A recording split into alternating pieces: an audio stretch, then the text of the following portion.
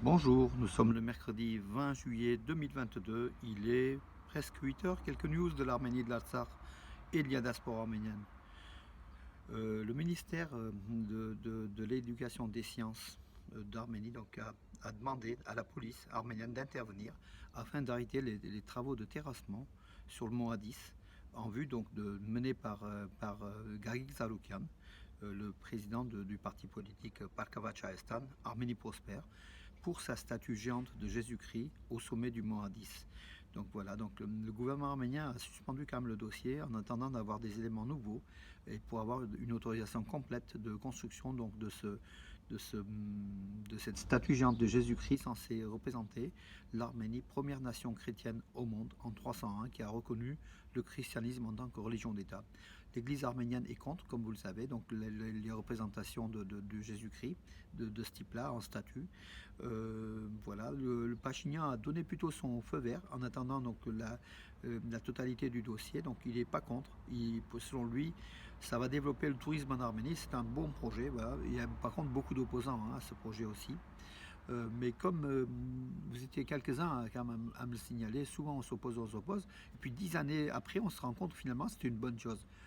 Moi, je suis mitigé, mais peut-être pour le tourisme, effectivement, donc c'est un élément, voilà, et puis pourquoi pas, hein, voilà, donc euh, même si l'Arménie a besoin donc de dépenser son argent ailleurs, mais donc Dodik Gago, Zaloukian, ne dépenserait sans doute pas son argent à autre chose que ça, donc voilà aussi, il ne faut pas non plus rêver, il ne va pas faire de l'humanitaire du jour au lendemain, même s'il fait des actions, hein, il ne faut quand même pas non plus le dénigrer, mais c'est son délire et son délire passe par cela, voilà, et que je crois qu'en fait c'est avec son argent et tout simplement il en fait ce qu'il veut. Euh, voilà.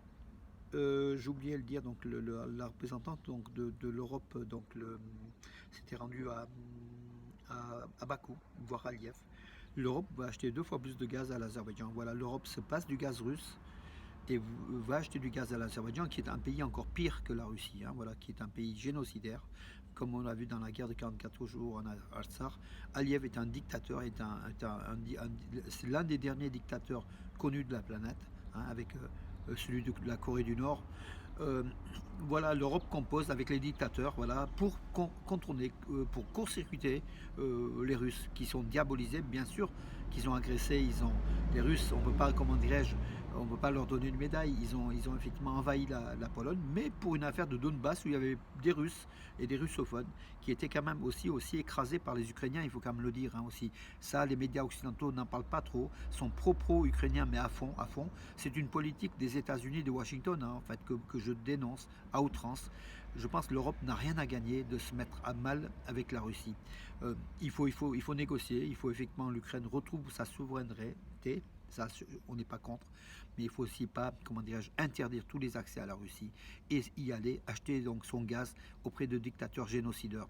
Voilà l'Europe, ce que c'est, mes amis. On a bien compris le jeu de l'Europe, hein, par rapport à même dans la guerre de 44 jours en Alsace, où l'Europe s'est tue, l'Europe n'a rien fait, l'Europe ne fera jamais rien. L'Europe compose même avec le diable pour avoir un peu d'énergie. C'est de l'énergie vraiment c'est le sang de ce gaz azéri qui va venir ici en France. C'est un peu le sang arménien qui coulera encore plus ici en Europe. Voilà, donc je suis tout à fait contre donc cela. Et l'Europe, voilà, il faut rien, on peut rien attendre de l'Europe. Tout simplement, on est en Europe, on est français, on est fier d'être français. Il ne faut pas quand même cracher dans la soupe comme on dit, mais l'Europe, cette Europe-là, on n'en veut pas. Elle n'est pas pro-arménienne, elle est plutôt pro-turque et pro-azérie que pro-arménienne, mes amis. Voilà. C'est dit, et je crois que beaucoup d'entre vous pensent comme nous. Moi, je préférais que la France achète du gaz à la Russie qu'à l'Azerbaïdjan. Bien sûr, Poutine est peut-être un dictateur, mais Aliyev n'a rien à envier à Poutine. Et en plus, il a montré sur le terrain que c'est un boucher, tout simplement, hein. Voilà. Voilà ce qui est dit, mes amis. Donc, quelques nouvelles. Oui, ben, Arménie-Russie. L'Arménie lance un appel donc pour faire une offre aux architectes donc, de Russie et d'Arménie pour faire un monument à Yerevan dédié à l'amitié pardon arméno-russe, voilà, et qui sera donc installé à Yerevan dans la zone proche de la mairie d'Yerevan, hein, en fait. Je crois qu'il n'y a pas loin l'ambassade de Russie aussi. Euh, Donc le cahier des charges est important, vous pouvez le lire sur Armé News ou sur ma page Facebook, hein, donc voilà, c'est important. Mais en tout cas, voilà, avis aux architectes arméniens, avis aux vivant en France ou en Arménie ou en Russie. Donc un monument dédié à l'amitié entre la Russie et l'Arménie qui va être bientôt donc érigé à Erevan. Et c'est une bonne chose puisqu'en fait la Russie aujourd'hui, malgré tout le mal qu'on puisse penser, la Russie est le garant malgré tout de la vie, de la survie des Arméniens du Sud-Caucase, quel que soit comment dire Poutine ou la politique qu'on aime pas, qu'on soit communiste ou anticommuniste, ex-soviétique ou néo-moderne aujourd'hui.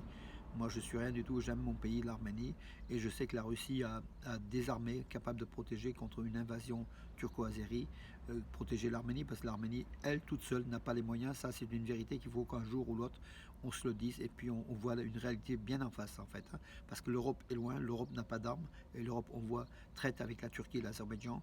Les États-Unis, c'est loin. Bien sûr qu'on aurait voulu être aussi protégé par le bouclier américain, mais Washington, c'est très loin d'Erevan, voilà.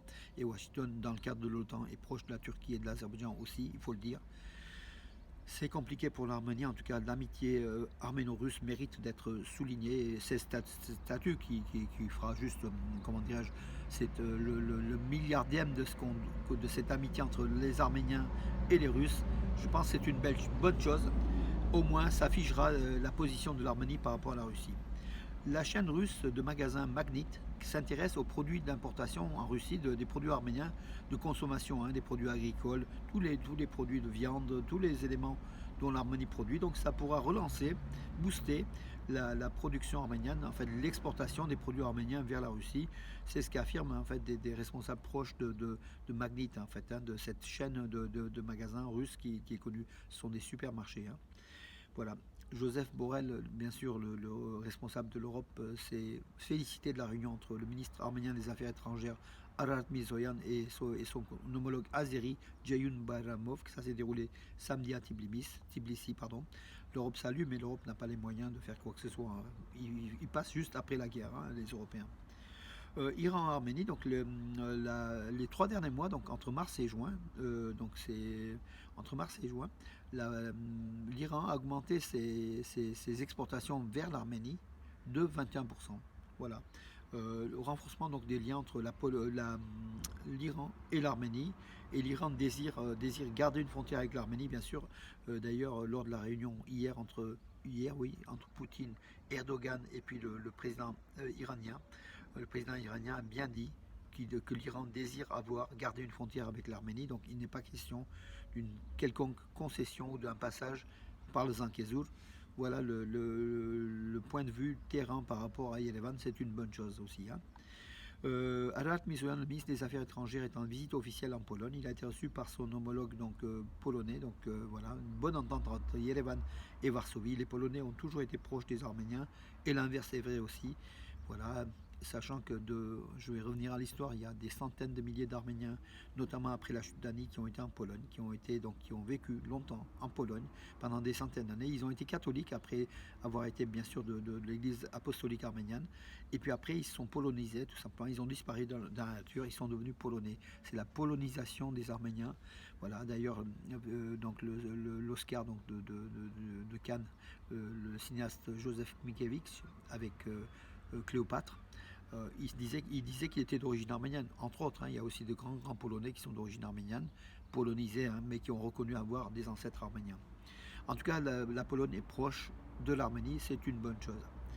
La maternité la maternité de Stepanakert, ultra moderne, hein, donc le centre de santé de la mère et de l'enfant à Stepanakert, qui était touché lors de la guerre de 44 jours en Assar par des missiles azéris. Cette maternité a été reconstruite, oui, en partie reconstruite, donc voilà, elle est prête, donc voilà, c'est une bonne nouvelle aussi. Hein. Alors oui, Anne Lin, celle qui a représenté, donc la chanteuse qui a représenté l'Arménie à l'Eurovision 2022 avec sa chanson Snap et sur les réseaux sociaux, elle connaît donc un succès fulgurant sur les réseaux sociaux, Anne Lin, notamment aux États-Unis, où la vidéo de son clip a été vue par 4,2 millions de personnes. C'est énorme, voilà, Anne Lin, qui va faire sans doute une carrière vraiment de chanteuse. Elle a une très belle voix. Bon, elle a été plutôt vers le milieu de tableau, vers la fin du milieu de tableau, lors de l'Eurovision 2022. Elle méritait mieux, bon, mais c'est peut-être pas une chanson pour l'Eurovision, mais c'est peut-être une chanson à succès pour la vie de tous les jours, hein, tout simplement. Hein, voilà. Mes amis, je vais terminer par le sport. Donc le sport, les équipes d'Arménie de basket, donc des U16, des moins de 16 ans, des hommes et des garçons et des filles, en fait, ont été vice-championnes d'Europe, du groupe C. Donc l'Arménie était dans le groupe C, Europe, hein, des pays faibles, il faut le dire. Mais l'Arménie a terminé, donc a été en finale pour ces deux, tant pour les filles que pour les garçons.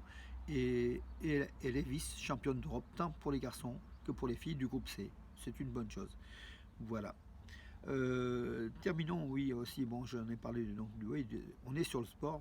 Hier soir, donc Punic à 18 h hier au stade républicain d'Erevan, avec des milliers et des milliers de spectateurs. On attendait une victoire de Punic, champion d'Arménie, face à Dudelange, donc le champion du Luxembourg, pour le deuxième tour, premier match des qualifications de l'Euro, de la Ligue des Nations, pardon, la Ligue des Champions. Deuxième tour, donc c'est intéressant. L'Arménie, donc les champions d'Arménie avaient éliminé le champion de Roumanie, hein, Cluj. Et là, donc contre le champion du Luxembourg, le Punic Erevan a malheureusement perdu 1-0. C'est le score le plus étroit en fait, hein, sur penalty. Voilà, marqué à la 71e minute. Les Arméniens ont fait presque jeu égal. Il faut quand même dire que peut-être les Luxembourgeois, Ludelange est peut-être un peu meilleur que hier, en tout cas au regard du match. Les Arméniens n'ont pas été très brillants, hein, voilà, il faut le dire aussi. Hein. Bravo aux Luxembourgeois. On aurait voulu une victoire du club arménien, mais c'est Luxembourg. Match retour la semaine prochaine, donc le 26 juillet. Peut-être un exploit donc des Arméniens pour passer donc ce deuxième tour de la Ligue des Nations. Pas de la Ligue des Champions, je reviens toujours à l'équipe nationale d'Arménie, hein, mes amis, la Ligue des Champions. Si Punic perd, Punic tombera donc en UEFA Conference League. Hein, voilà, donc continuera, mais en Conference League. Donc ce ne sera pas une défaite totale, hein, donc tout simplement. Écoutez, mes amis, j'en ai fait le tour.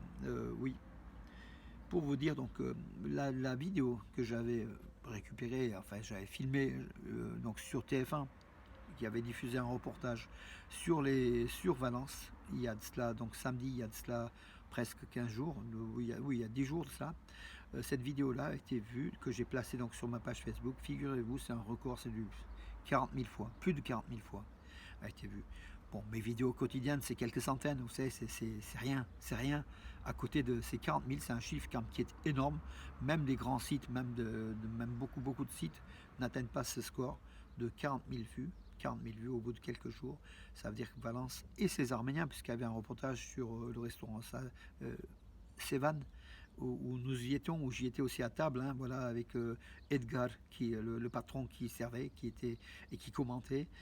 Vraiment, donc, dans ce reportage-là, avec aussi la chanteuse Ankiné qui chantait, accompagnée du Duc. C'était une ambiance arménienne. Voilà, cette vidéo a plu. Et puis, c'est les belles images de Valence et de la région de Valence qui est magnifique, qui est extraordinaire. Ça nous a fait plaisir, ça a fait plaisir à beaucoup et vous étiez plus de 40 000 justement à visionner donc, cette vidéo. Bravo à vous. J'aurais voulu que tout ce qui est arménien, tout ce qui touche l'Arménie soit autant, mais il faut essayer de constater que nous, notre communauté de 700 000 membres, très peu sont actifs, hein, il faut le dire, voilà, c'est des centaines, voire des milliers dans le meilleur des cas, mais jamais 40 000, jamais 50 000, jamais 100 000 comme on aurait voulu aussi. Mais enfin bon, écoutez. Nous sommes peu, c'est ce que disait Charens, ou oui, je crois que Charens ou c'est vrai que nous sommes peu, mais on nous dit arméniens. Et Moses Rodanati, l'historien du 4e, 5e siècle, disait les Arméniens ont été toujours peu en nombre, mais c'est un peuple vaillant, c'est un peuple à histoire, un peuple vraiment, voilà, qui a beaucoup de qualités. Nous sommes peu, mais nous avons beaucoup de choses, tout simplement.